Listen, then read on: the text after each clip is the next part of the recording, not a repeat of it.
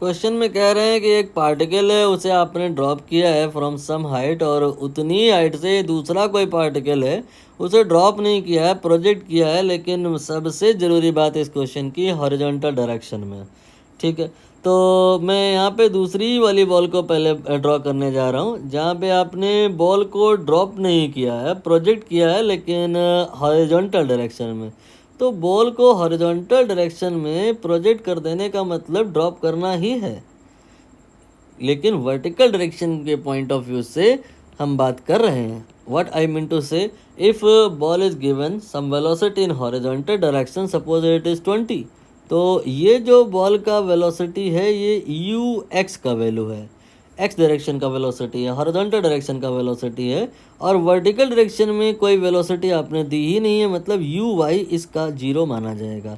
मतलब horizontal direction में फेंकी गई जो बॉल होती है वर्टिकल डायरेक्शन के पॉइंट से ड्रॉप की गई ही होती है, और दूसरी वाली बॉल तो असलियत में ड्रॉप करी गई है, उसमें तो हॉरिजॉन्टल डायरेक्शन में वेलोसिटी भी नहीं दी गई है।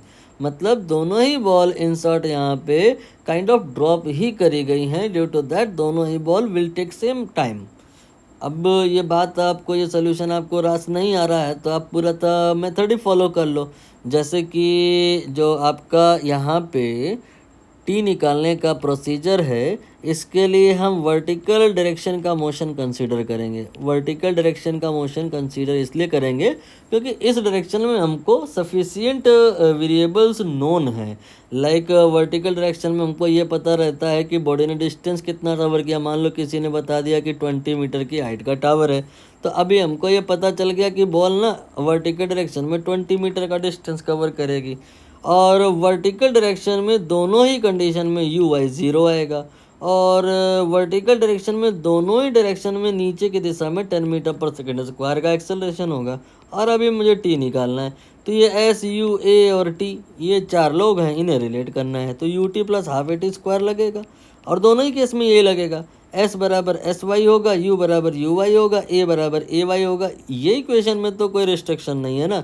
बॉल को आपने चाहे 1 वाला कंसीडर कर लो, चाहे 2 वाला कंसीडर कर लो, बॉल को चाहे हॉरिजॉन्टल डायरेक्शन में कंसीडर कर लो, और चाहे किसी और एंगल पे कंसीडर कर लो, चाहे लॉन्च किया हो आपने बॉल का, चाहे कोई भी केस हो रहा हो, यहाँ पर आप इस इक्वेशन को तो लगा ही सकते हैं ना।